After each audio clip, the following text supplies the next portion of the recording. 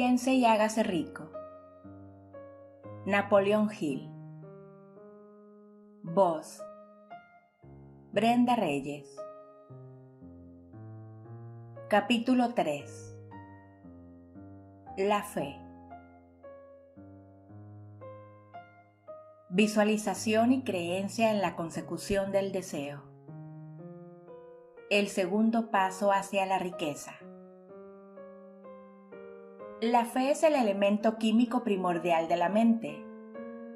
Cuando la fe se mezcla con el pensamiento, el subconsciente capta la vibración, la traduce en su equivalente espiritual y la transmite a la inteligencia universal, como en el caso de la plegaria.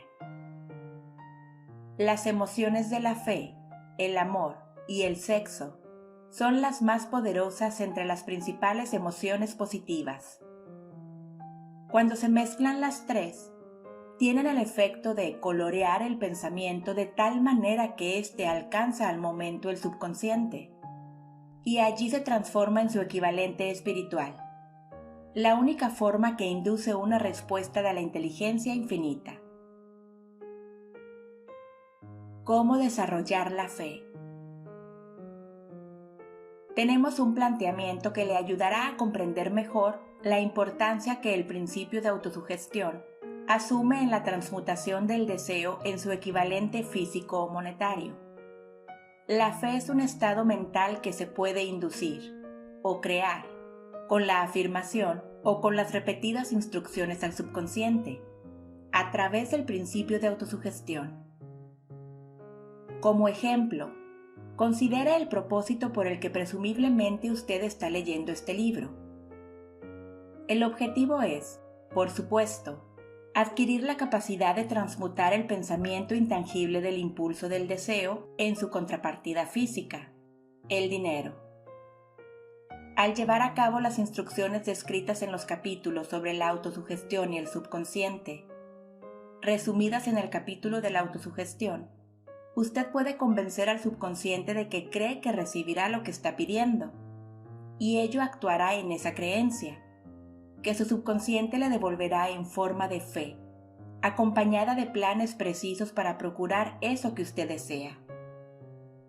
La fe es un estado mental que usted puede incrementar a voluntad, una vez que haya dominado los 13 principios, porque se trata de un estado mental que crece voluntariamente, a través de la aplicación de esos principios. La repetición de la afirmación de órdenes a su subconsciente es el único método conocido del crecimiento voluntario de la emoción de la fe. Quizás el concepto le quede más claro con la siguiente explicación de la forma en que los hombres, a veces, se convierten en criminales.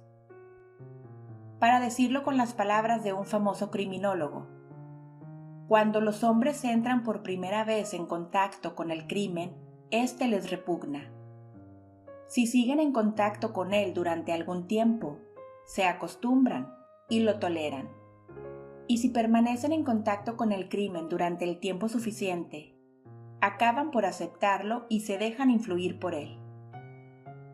Es el equivalente de decir que cualquier impulso de pensamiento que sea repetidamente encauzado hacia el subconsciente resulta aceptado e influye en el subconsciente, que procede a traducir ese impulso en su equivalente físico por el procedimiento más práctico que haya disponible. En relación con esto, vuelva a considerar la proposición de que todos los pensamientos que han sido emocionalizados, cargados emocionalmente y mezclados con la fe, empiezan inmediatamente a traducirse en su equivalente físico o en su contrapartida. Las emociones, o la porción sentimental de los pensamientos, son los factores que dan vitalidad y acción a estos. Mezcladas con cualquier impulso de pensamiento, las emociones de la fe, el amor y el sexo le añaden más energía de la que tendría por sí sola. No solo los impulsos de pensamiento que se hayan mezclado con la fe, sino los que se mezclan con cualquiera de las emociones positivas o de las negativas, pueden alcanzar el subconsciente e influir en él. Nadie está condenado a la mala suerte. A partir de esta afirmación, usted comprenderá que el subconsciente traducirá en su equivalente físico un impulso de pensamiento de naturaleza negativa o destructiva, con tanta facilidad como actuaría con pensamientos de naturaleza positiva o constructiva. Esto explica el extraño fenómeno que millones de personas experimentan, denominado infortunio o mala suerte. Hay millones de personas que se creen condenadas a la pobreza y al fracaso, por culpa de alguna fuerza extraña que creen no poder controlar. Ellos son los creadores de su propio infortunio, a causa de esta creencia negativa, que su subconsciente adopta y traduce en su equivalente físico. Este es un momento apropiado para sugerirle de nuevo que usted puede beneficiarse, transmitiendo a su subconsciente cualquier deseo que quiera traducir en su equivalente físico o monetario, en un estado de esperanza o convicción de que la transmutación tendrá lugar. Su convicción, o su fe, es el elemento que determina la acción de su subconsciente. No hay nada que le impida engañar a su subconsciente al darle instrucciones a través de la autosugestión, tal como yo engañé al subconsciente de mi hijo. Para llevar a cabo este engaño de manera más realista, cuando se dirija a su subconsciente, compórtese tal como lo haría si ya estuviera en posesión del objeto material que está pidiendo. Su subconsciente traducirá en su equivalente físico, por el medio más práctico y directo, cualquier orden que se le dé en un estado de convicción o de fe en que la orden se llevará a cabo.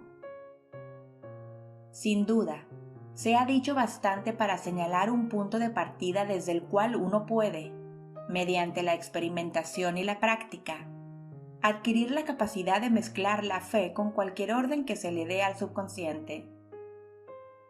La perfección surgirá a través de la práctica. No puede aparecer por el mero hecho de leer las instrucciones. Es esencial para usted que estimule sus emociones positivas como fuerzas dominantes de su mente y quite importancia y elimine las emociones negativas. Una mente dominada por emociones positivas se convierte en una morada favorable para el estado mental conocido como fe. Una mente así dominada puede, voluntariamente, darle al subconsciente instrucciones que éste aceptará y ejecutará de inmediato. La fe es un estado mental que se puede inducir mediante la autosugestión. Durante todas las épocas, las religiones han exhortado a la humanidad en conflicto a tener fe en este o aquel dogma o credo, pero no han logrado explicar a las multitudes cómo tener fe. No han afirmado que la fe es un estado mental que se puede inducir mediante la autosugestión. En un lenguaje que cualquier ser humano normal podrá entender, describiremos todo lo que se sabe sobre el principio mediante el cual la fe puede aparecer donde todavía no existe. Tenga fe en usted, fe en el infinito. Antes de empezar, debería recordar que la fe es el elixir eterno que da vida, poder y acción al impulso del pensamiento. Merece la pena leer el enunciado anterior una segunda vez, y una tercera, y una cuarta. Merece la pena leerlo en voz alta. La fe es el punto inicial de toda acumulación de riquezas. La fe es la base de todos los milagros y de todos los misterios que no se pueden analizar con los parámetros de la ciencia. La fe es el único antídoto conocido contra el fracaso. La fe es el elemento, el componente químico que, combinado con la plegaria, nos proporciona comunicación directa con la inteligencia infinita. La fe es el elemento que transforma la vibración ordinaria del pensamiento, creada por la mente finita del hombre, en su equivalente espiritual. La fe es el único agente a través del cual el hombre puede dominar la fuerza de la inteligencia infinita y usarla. La magia de la autosugestión. La prueba es simple y fácil de demostrar. Va ligada al principio de autosugestión. Por lo tanto, centremos la atención en el tema de la autosugestión, para descubrir qué es y lo que se puede alcanzar con ella. Se sabe que uno llega, finalmente, a creer cualquier cosa que se repita a sí mismo, sea la afirmación verdadera o falsa. Si un hombre repite una mentira una y otra vez, con el tiempo aceptará esa mentira como algo cierto. Más aún, creerá que es cierta. Todo hombre es lo que es a causa de los pensamientos dominantes que él permite que ocupen su mente. Los pensamientos que un hombre adopta deliberadamente y que anima con entusiasmo, y con los que combina una emoción o más, constituyen las fuerzas motivadoras que dirigen y controlan cada uno de sus movimientos, actos y hazañas. Aquí tenemos el enunciado de una verdad muy importante. Los pensamientos combinados con cualquiera de las emociones constituyen una fuerza magnética que atrae otros pensamientos similares o relacionados. Un pensamiento así magnetizado con la emoción se puede comparar con una semilla que, cuando es plantada en terreno fértil, germina, crece y se multiplica una y otra vez, hasta que aquello que en un principio fue una semillita, se convierte en innumerables millones de semillas de la misma clase. La mente humana está constantemente atrayendo vibraciones que armonicen con aquella que la domina. Cualquier idea, plan, pensamiento o propósito que uno abrigue atrae infinidad de ideas afines. Adhiere estas ideas a su propia fuerza y crece hasta convertirse en el propósito maestro que domina y motiva al individuo en cuya mente se ha alojado. Volvamos ahora al punto inicial, para informarnos de cómo se puede plantar en la mente la semilla original de una idea. La información es fácil de entender. Cualquier idea, plan o propósito se puede fijar en la mente mediante la repetición del pensamiento. Por eso le damos instrucciones para que ponga por escrito un planteamiento de su propósito principal, u objetivo primordial y preciso. Lo memorice y lo repita en voz alta todos los días, hasta que las vibraciones auditivas hayan alcanzado su subconsciente. Decídase a dejar de lado las influencias de todo ambiente desfavorable para construir su propia vida a la medida. Al hacer un inventario de sus recursos y capacidades mentales, quizá usted descubra que su mayor debilidad sea su falta de confianza en sí mismo. Esta desventaja puede ser superada, y la timidez transformada en coraje a través de la ayuda que el principio de la autosugestión proporciona. La aplicación de este principio puede ejecutarse mediante la sencilla enunciación de los impulsos de pensamiento puestos por escrito, memorizados y repetidos hasta que lleguen a formar parte del instrumental del que la facultad inconsciente de su mente disponga. Fórmula para la confianza en uno mismo. Primero, sé que tengo la capacidad de alcanzar el objetivo del propósito definido de mi vida. Por lo tanto, exijo de mí mismo acción perseverante y continua hasta conseguirlo. Y aquí y ahora prometo ejecutar tal acción. Segundo, me doy cuenta de que los pensamientos dominantes de mi mente se reproducirán con el paso del tiempo en actos externos y físicos para transformarse en una realidad física. Por lo tanto, concentraré mis pensamientos durante 30 minutos cada día en la tarea de pensar en la persona en que me propongo convertirme, creando de este modo una imagen mental clara. Tercero, Sé que, mediante el principio de la autosugestión, cualquier deseo que abrigue con perseverancia buscará expresarse a través de ciertos medios prácticos para obtener el objeto que haya tras él. Por lo tanto, dedicaré 10 minutos cada día a exigirme el desarrollo de la confianza en mí mismo. Cuarto, he escrito con claridad una descripción del objetivo primordial de mi vida, y nunca dejaré de esforzarme hasta que haya conseguido la suficiente confianza en mí mismo para alcanzarlo. Quinto, comprendo con claridad que no hay riqueza ni posición que pueda durar mucho tiempo, a menos que se haya formado sobre la lealtad y la justicia. Por lo tanto, no me comprometeré en ninguna transacción que no beneficie a todos a los que afecte.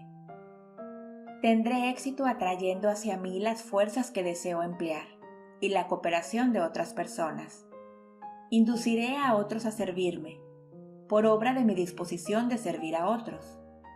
Eliminaré el desprecio, la envidia, los celos, el egoísmo y el cinismo, y cultivaré el amor por toda la humanidad, porque sé que una actitud negativa hacia los demás nunca me dará el éxito. Haré que los demás crean en mí, porque yo creeré en ellos y en mí mismo. Firmaré esta fórmula con mi nombre, la memorizaré y la repetiré en voz alta una vez cada día, con la fe absoluta de que influirá gradualmente en mis pensamientos y mis actos, para que yo me convierta en una persona que confía en sí misma y que goza del privilegio del éxito. Tras esta fórmula hay una ley de la naturaleza que ningún hombre ha sido todavía capaz de explicar. El nombre por el que dicha ley se conoce tiene poca importancia. Lo que importa de ella es que funciona para la gloria y el progreso de la especie humana, si es usada de forma constructiva. Por otra parte, si se le usa destructivamente, destruirá con la misma facilidad. En esta afirmación podemos encontrar una verdad muy importante. Quienes se hunden en la frustración y acaban su vida en la pobreza, la miseria y la angustia, lo hacen a causa de la aplicación negativa del principio de la autosugestión. La causa se puede encontrar en el hecho de que todos los impulsos de pensamiento tienen tendencia a vestirse de su equivalente físico. El desastre del pensamiento negativo. El subconsciente no distingue entre impulsos de pensamiento positivos o negativos. Trabaja con el material que le suministramos, a través de nuestros impulsos de pensamiento. El subconsciente traducirá en algo real un pensamiento regido por el miedo con tanta facilidad como transformaría en realidad un pensamiento regido por el coraje o por la fe. Tal como la electricidad hace girar las ruedas de la industria y rinde servicios útiles si se le emplea correctamente, o acaba con la vida si se hace mal uso de ella, así, la ley de la autosugestión nos conducirá a la paz y la prosperidad, o nos arrastrará hacia el valle de la miseria, el fracaso y la muerte, de acuerdo con el grado de comprensión y aplicación que tengamos de ella. Si uno se llena la cabeza de miedos, dudas y desconfianza en su capacidad para conectar y usar la fuerza de la inteligencia infinita, la ley de la autosugestión adoptará ese espíritu de desconfianza y lo usará como patrón mediante el cual el subconsciente lo traducirá en su equivalente físico. Así como el viento arrastra un barco hacia el este y otro hacia el oeste, usted será elevado o hundido por la ley de la autosugestión, de acuerdo con la manera en que usted oriente las velas de su pensamiento. La ley de la autosugestión, que puede elevar a cualquier persona a niveles asombrosos de realización, queda bien descrita en los siguientes versos. Si piensas que estás vencido, lo estarás. Si piensas que no te atreves, no te atreverás. Si te gusta ganar, pero piensas que no puedes, es casi seguro, no ganarás. Si piensas que perderás, estás perdido. Pues en el mundo encontramos que el éxito empieza en la voluntad del hombre. Todo está en el estado mental. Si piensas que eres inferior, lo eres. Tienes que pensar alto para ascender. Tienes que estar seguro de ti mismo antes de poder ganar. Las batallas de la vida no siempre favorecen al hombre más fuerte o al más rápido. Pero tarde o temprano, el hombre que gana es el hombre que piensa que sí puede. Observe las palabras que se han destacado y captará el profundo significado que el poeta expresa. ¿Qué genio yace dormido en su cerebro? En algún rincón de su carácter está latente, dormida, la semilla de la realización, que, si germinara y se pusiera en acción, lo elevaría a niveles que tal vez usted nunca soñó alcanzar. Así como un virtuoso puede arrancar las melodías más hermosas de las cuerdas de su violín, usted puede despertar al genio que yace dormido en su mente y hacer que lo conduzca hacia arriba, hacia cualquier objetivo que desea alcanzar. Abraham Lincoln fue un fracasado en todo lo que intentó, hasta después de haber alcanzado los 40 años. Fue un donadie, de ninguna parte, hasta que una gran experiencia entró en su vida y despertó al genio dormido que había en su corazón y en su cerebro, para darle al mundo uno de sus hombres realmente grandes. Esa experiencia estaba combinada con las emociones de la aflicción y el amor. Le aconteció a través de Anne Rutledge, la única mujer a quien él amó realmente. Es sabido que la emoción del amor está ligada al estado de ánimo conocido como la fe, y esto se debe a que el amor se aproxima mucho a traducir los impulsos de pensamiento propios en su equivalente espiritual. Durante su labor de investigación, el autor ha descubierto, a partir del análisis de la vida y realizaciones de centenares de hombres de posiciones destacadas, que detrás de casi cada uno de ellos existía la influencia del amor de una mujer. Si quiere pruebas del poder de la fe, examine las realizaciones de los hombres y mujeres que se han valido de ella. El Nazareno encabeza la lista. La base de la cristiandad es la fe. No importa cuántas personas hayan pervertido o malinterpretado el significado de esta gran fuerza. La esencia de las enseñanzas y de las realizaciones de Cristo, que pueden haberse interpretado como milagros, son nada más y nada menos que fe. Si hay fenómenos milagrosos, se producen solo a través del estado mental conocido como la fe. Consideremos el poder de la fe, tal como nos la mostró un hombre bien conocido por toda la humanidad, el Mahatma Gandhi, de la India. En este hombre, el mundo tuvo uno de los ejemplos más sorprendentes de las posibilidades de la fe que conozca la humanidad. Gandhi ostentó más poder potencial que ningún otro de sus contemporáneos, y ello a pesar del hecho de que no contó con ninguna de las herramientas ortodoxas del poder, tales como dinero, barcos de guerra, soldados ni material bélico. Gandhi no tenía dinero, ni casa, ni siquiera ropas, pero tenía poder. ¿Cómo lo obtuvo? Lo creó a partir de su comprensión del principio de la fe y mediante su capacidad para trasplantar esa fe al espíritu de 200 millones de personas. Gandhi consiguió la sorprendente proeza de influir en 200 millones de mentes para formar un conglomerado humano que se moviese al unísono, como un solo hombre. ¿Qué otra fuerza de este mundo, aparte de la fe, puede lograr tanto? ¿Cómo una idea construyó una fortuna?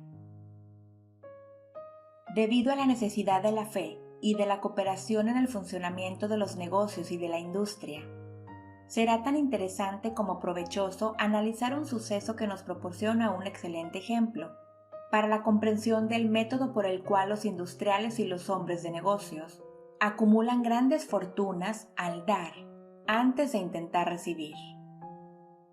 El suceso elegido para este ejemplo data de comienzos de siglo, cuando se estaba formando la United States Steel Corporation, Corporación del Acero de Estados Unidos. A medida que lea la historia, tenga presente esos hechos fundamentales y comprenderá cómo las ideas se han convertido en fortunas inmensas. Si usted es de los que se han preguntado a menudo cómo se han acumulado las grandes fortunas, esta historia de la creación de la United States Steel Corporation le resultará esclarecedora.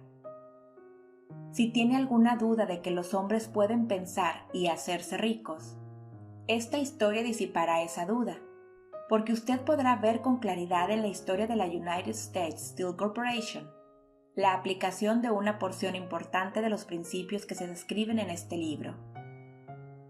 El asombroso relato del poder de una idea ha sido escrito de forma espectacular por John Lowell, del New York World Telegram, y la transcribimos con su cortesía. Un bonito discurso de sobremesa por $1,000 millones.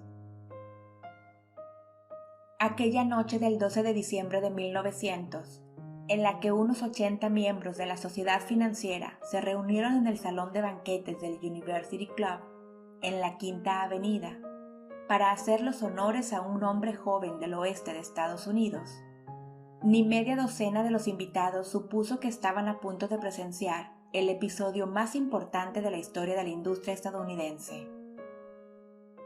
J. Edward Simmons y Charles Stuart Smith, llenos de gratitud por la pródiga hospitalidad con que Charles M. Schwab les había regalado durante una reciente visita a Pittsburgh, habían organizado la cena para presentar a aquel empresario del acero de 38 años a la Sociedad de Banqueros del Este de Estados Unidos. Pero no esperaban que magnetizara de tal modo la convención. De hecho, le advirtieron que los corazones que rellenaban las camisas de Nueva York no reaccionarían a la oratoria, y que si no quería aburrir a los Stillman y los Harriman y los Vanderbilt, sería mejor que se limitara a 15 o 20 minutos de intrascendencias amables, pero nada más. Incluso John Pierpont Morgan, sentado a la derecha de Schwab, como indicaba su dignidad imperial, había previsto honrar la mesa con su presencia muy brevemente. Y en lo que se refería a la prensa y al público, todo el asunto presentaba tan poco interés que los periódicos del día siguiente ni lo mencionaron. De manera que los dos anfitriones y sus distinguidos invitados probaron los habituales 7 u 8 platos. Hubo poca conversación y, versara sobre lo que versase, fue parca y discreta. Aunque algunos de los banqueros y agentes de bolsa habían visto antes a Schwab, cuya carrera había florecido en los bancos de Monongahela, ninguno lo conocía bien. Pero, antes de que la velada acabara, ellos y Money Master Morgan quedarían admirados, y un bebé de $1,000 millones, la United States Steel Corporation, nacería allí. Quizás sea una lástima para la historia que no se haya hecho ninguna grabación del discurso de Charles Schwab en aquella cena. Sin embargo, tal vez se tratara de un discurso casero, con incorrecciones gramaticales, pues los perfeccionismos del lenguaje nunca le interesaron a Schwab, lleno de refranes y compaginado con ingenio. Pero, aparte de eso, obtuvo una fuerza y un efecto impresionante sobre los $5,000 millones de capital estimado que los comensales representaban. Cuando terminó, y la reunión vibraba todavía con sus palabras, aunque Schwab había hablado durante 90 minutos, Morgan condujo al orador a una ventana apartada, donde, balanceando las piernas en un alto e incómodo asiento, hablaron durante 1 hora más. La magia de la personalidad de Schwab se había puesto en acción con toda su potencia, pero lo más importante y perdurable fue el programa detallado y explícito que presentó para el engrandecimiento del acero. Muchos otros hombres habían tratado de interesar a Morgan en montar juntos un trust del acero imitando los patrones de las empresas de galletas, cables y flejes, azúcar, goma, whisky, aceite o goma de mascar. John W. Gates, el apostador, lo había urgido a hacerlo, pero Morgan no había confiado en él. Los hermanos Moore, Bill y Jim, mayoristas de Chicago que habían fusionado una fosforera y una corporación de galletitas, habían tratado de convencerlo, fracasando en su intento. Elbert H. Gary, el sacrosanto abogado del Estado, quiso atraerlo a su terreno, mas no llegó a ser lo bastante grande como para impresionarlo. Hasta que la elocuencia de Schwab elevó a J.P. Morgan a las alturas desde donde pudo visualizar los sólidos resultados del proyecto financiero más atrevido que se hubiera concebido nunca. La idea era considerada un delirante sueño de especuladores ingenuos. El magnetismo financiero que, hace una generación, empezó a atraer miles de compañías pequeñas y a veces ineficazmente dirigidas a combinaciones más grandes y competitivas, se ha vuelto operativo en el mundo del acero gracias a los artilugios de aquel jovial pirata de los negocios, John W. Gates. Este había formado ya la American Steel and Wire Company con una cadena de pequeñas empresas, y junto con Morgan había creado la Federal Steel Company.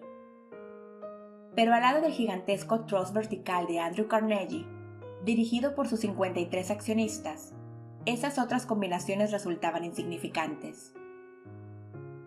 Podían combinarse como mejor les pareciese, pero ni todas juntas harían mella en la organización de Carnegie, y Morgan lo sabía.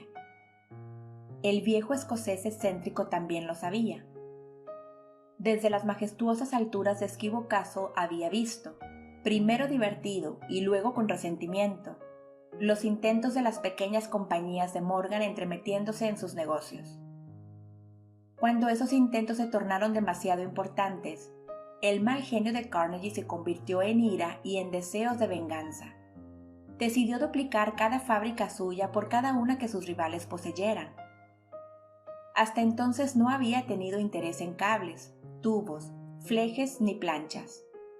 En cambio, se contentaba con venderle el acero en bruto a esas compañías y las dejaba que trabajaran en la especialización que quisieran. Ahora, con Schwab como jefe y lugarteniente capaz, planeaba arrinconar a sus enemigos contra la pared. Así fue como Morgan vio la solución a su problema de combinaciones en el discurso de Charles M. Schwab. Un trust sin Carnegie, el gigante, no sería ningún trust, sino un pastel de ciruelas sin ciruelas. El discurso de Schwab de aquella noche del 12 de diciembre de 1900 aportó la sugerencia, que no la solicitud, de que el vasto imperio Carnegie podía llegar a estar bajo la sombra de Morgan. Habló del futuro mundial del acero, de reorganización en aras de la eficiencia, de especialización, de deshacerse de compañías improductivas, de la concentración del esfuerzo en las propiedades florecientes, de ahorros en el tráfico de mineral bruto, de ahorros en los departamentos directivos y administrativos, de captar mercados extranjeros. Más que todo eso, les dijo a los bucaneros que había entre ellos dónde estaban los errores de su piratería habitual. Sus propósitos, suponía él, habían sido crear monopolios, aumentar los precios y pagarse a sí mismos dividendos exagerados más allá de todo privilegio. Con su estilo campechano, Schwab condenó ese sistema. La estrechez de miras de semejante política, dijo a su auditorio, residía en el hecho de que restringía el mercado en un momento en que todo pugnaba por la expansión. Abaratando el coste del acero, explicó, se crearía un mercado expansivo, se idearían más usos para el acero y se captaría una parte considerable del mundo de la industria. En realidad, aunque él no lo supiese, Schwab era un apóstol de la moderna producción masiva. Así acabó la cena en el University Club. Morgan se fue a su casa, para pensar en las predicciones de progreso de Schwab. Schwab regresó a Pittsburgh, a dirigir el negocio siderúrgico para W. Andrew Carnegie, mientras Gary y todos los demás volvían a sus teletipos para especular, anticipándose al próximo movimiento. No tardó mucho en suceder. A Morgan le llevó más o menos una semana digerir el festín de razonamientos que Schwab le había puesto delante. Cuando se aseguró de que no iba a sufrir ninguna indigestión financiera, llamó a Schwab y se encontró con un hombre bastante tímido. Al señor Carnegie, le dijo Schwab, quizá no le alegrara mucho descubrir que el presidente de su conglomerado de empresas había estado coqueteando con el emperador de Wall Street, el barrio que Carnegie había resuelto no pisar jamás. Entonces John W. Gates, que hacía de intermediario entre Morgan y Schwab, sugirió que si Schwab estuviera casualmente de paso por el Bellevue Hotel de Filadelfia, JP Morgan podía coincidir con él en el mismo sitio. Sin embargo, cuando Schwab llegó, Morgan se hallaba enfermo en su casa de Nueva York, y, presionado por la invitación del hombre mayor, Schwab viajó a Nueva York y se presentó ante la puerta de la biblioteca del financiero. En la actualidad, ciertos historiadores de la economía han expresado la sospecha de que esta historia, desde el principio al fin, fue planificada por Andrew Carnegie, que la cena en honor de Schwab, el célebre discurso, la reunión del domingo por la noche entre Schwab y el rey del dinero, fueron sucesos que el sagaz escocés había preparado de antemano. La verdad es precisamente todo lo contrario. Cuando Schwab fue llamado a cerrar el trato, ni siquiera sabía si el jefecito, como llamaban a Andrew, prestaría atención a una oferta de vender. En particular a un grupo de hombres a quienes Andrew consideraba dotados de algo menos que la beatitud. Pero Schwab acudió a la reunión con 6 hojas escritas de su puño y letra, llenas de datos que, según él, representaban el valor físico y potencial de rendimiento de cada compañía metalúrgica que él consideraba una estrella esencial en el nuevo firmamento del metal. 4 hombres sopesaron esos esquemas durante toda la noche. El jefe, por supuesto, era Morgan, firme en su credo del derecho divino del dinero. Con él estaba su socio aristocrático, Robert Bacon, un erudito y un caballero. El tercero era John W. Gates, a quien Morgan tachaba de apostador y utilizaba como herramienta. El cuarto era Schwab, que sabía más sobre el proceso de elaborar y vender acero que cualquier grupo de hombres de su época.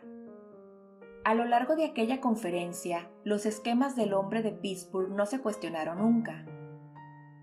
Si él decía que una compañía valía tanto, así era y punto. También insistió en incluir en la combinación solo las empresas que él tenía nominadas.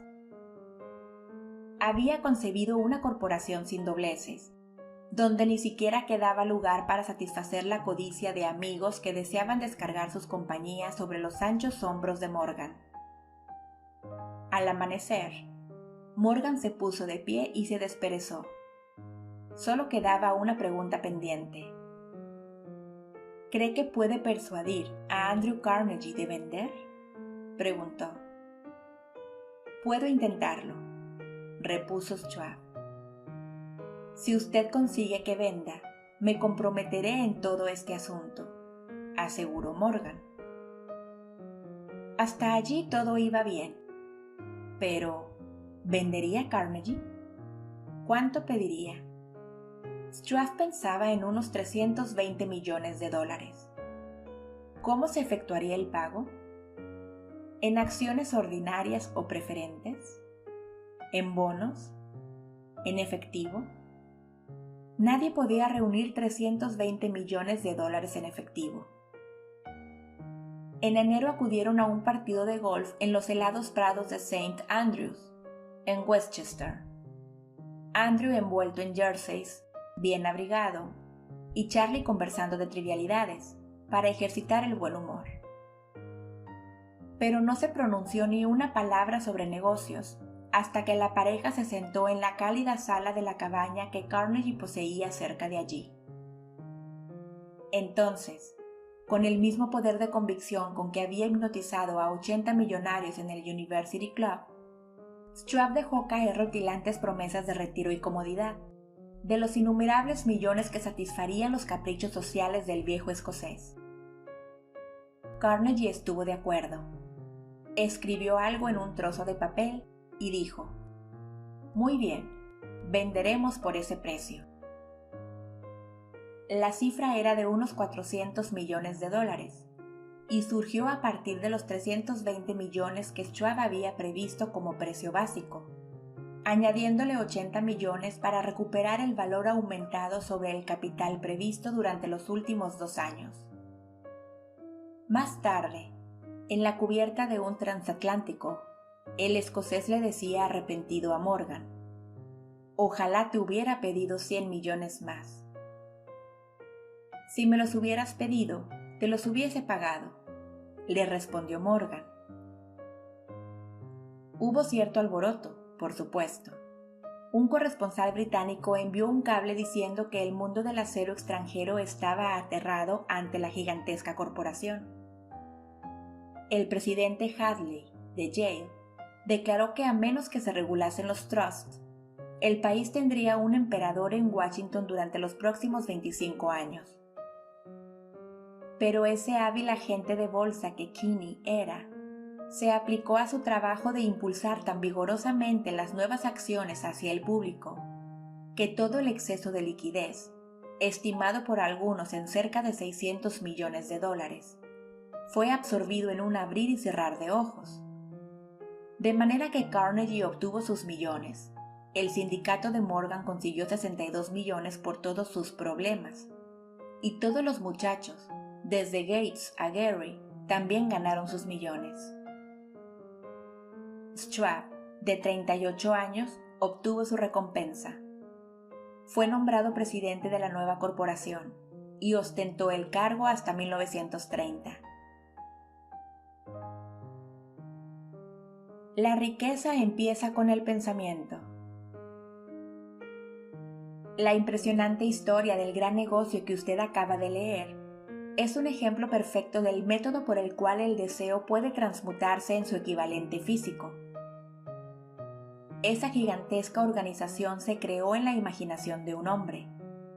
El plan por el que le proporcionaban a la organización hornos de acero que aportaban su estabilidad financiera se creó en la mente de la misma persona. Su fe, su deseo, su imaginación, su perseverancia fueron los verdaderos ingredientes esenciales que conformaron la United States Steel Corporation. Los hornos y los equipos mecánicos adquiridos por la empresa, después de haber surgido a la existencia legal, fueron incidentales. Pero un análisis cuidadoso revelará el hecho de que el valor aumentado de las propiedades adquiridas por la corporación se incrementó en unos 600 millones de dólares, por la mera transacción que los consolidaba bajo una misma gerencia. En otras palabras, la idea de Charles M. Schwab, sumada a la fe con la que contagió a J.P. Morgan y a los demás, había dado unos beneficios de unos 600 millones de dólares. No es una suma insignificante por una sola idea.